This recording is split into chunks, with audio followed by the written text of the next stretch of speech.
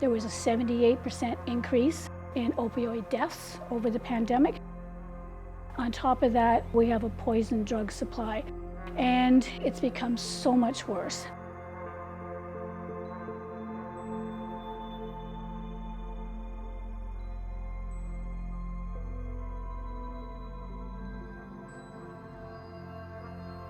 Harm reduction is life-sustaining, life-preserving supports for people. It's about walking alongside a journey with someone through all the ups and downs and helping to prevent harm. But reducing harm doesn't have to do with not using substances.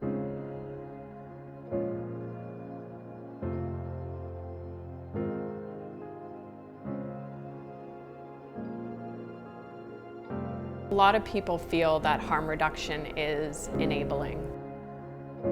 If someone were to have a heart attack and they walked into an Emerge, we're going to treat that heart attack right away. And then we might give them a plan. We might say, okay, maybe stop eating fatty foods, maybe start to walk and exercise. 6 months later, they have another heart attack and show up. We're not going to ask whether they followed their plan. We're going to treat the heart attack. If they show up a third or fourth time, we're still going to treat it every time. We're not going to condemn them for the lifestyle that they may be living. But if someone has addiction or mental illness and maybe they have moments where they're not using, and then they are, we start to count those times. And then people start to lose chances, and it's very consequence-based, and people are punished for the choices they're making. But we need to start to connect this to the truth about addiction and how it is so significantly linked to trauma.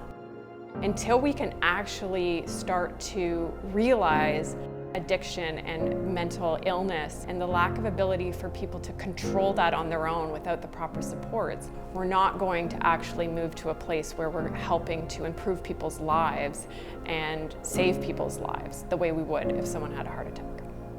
We've come to realize that we need to break down the idea that there are deserving and undeserving people in this space. Everybody deserves support. Everybody has a right to that support. Until we realize that as providers, we're not providing a consistent and equitable approach to our populations. The most damaging barrier is stigma.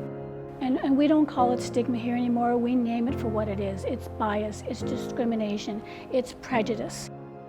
We need to follow the science. So take away your bias, take away your philosophies of what you think is right or wrong, step away and become a person who's going to follow the science involved in why we have harm reduction.